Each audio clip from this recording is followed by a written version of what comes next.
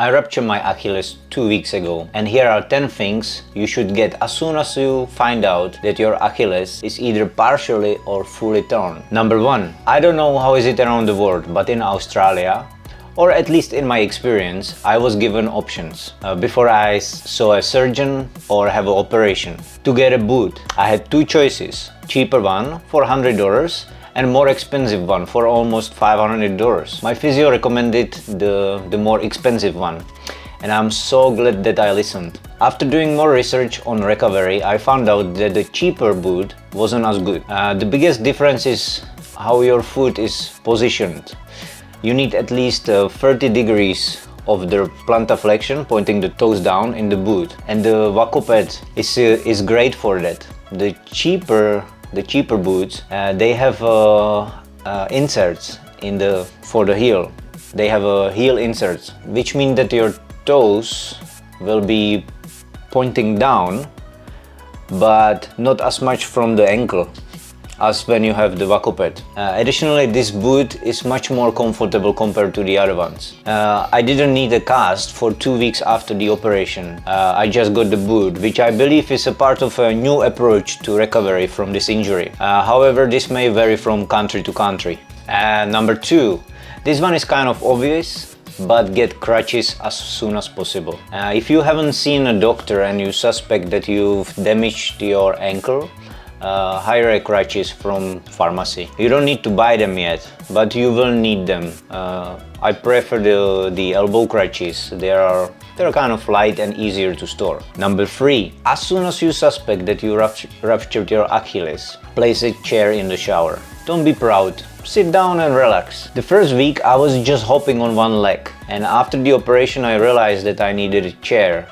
because if you fall, you can do more damage. Chair is must have, and maybe some anti-slippery mats to prevent falls. And if possible, you can place 2 chairs in the bathroom, one in the shower and one in front of the sink. It makes brushing your teeth and shaving much easier. And number 4, invest into some kind of rolling adjustable table, or maybe some kind of small table with wheels that you can use it to put your foot on and move it around your house. I didn't buy one and had to move my foot from the kitchen desk on the kitchen table and then on the couch. Basically, the small table with wheels would make my life so much easier. Number 5. Hire or buy a knee scooter. You don't realize how much freedom and happiness this little thing can bring you until you walked for 2 weeks on crutches. It allowed me to return to work again, which was huge relief. Because I'm a personal trainer and the scooter made it possible for me to train people again. And also, I've been ordering Ubers everywhere, but now I can just go down to the bus stop and take bus. I can even take my dog for a walk again. You won't regret spending money on that. Just get one, trust me. Number 6. If you don't already have one, get a nice, comfortable backpack. You will need it, especially at the beginning. When you go to shopping, it makes your life much easier. I only have a booze bag,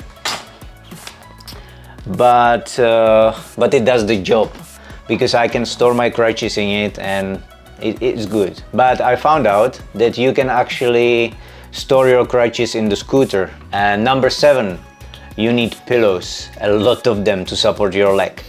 If you're lucky like me, you might have a girlfriend with pillow obsession. You probably have around the house 65 pillows anyway. If I were single, I'd be lucky if I have one pillow for myself. Number 8, get gel ice packs. They are much better than the hard ice packs. The gel feels light on your leg and you can easily adjust it and wrap it around your calf and ankle. Number 9, you need something to place under your heel when you take the boot off.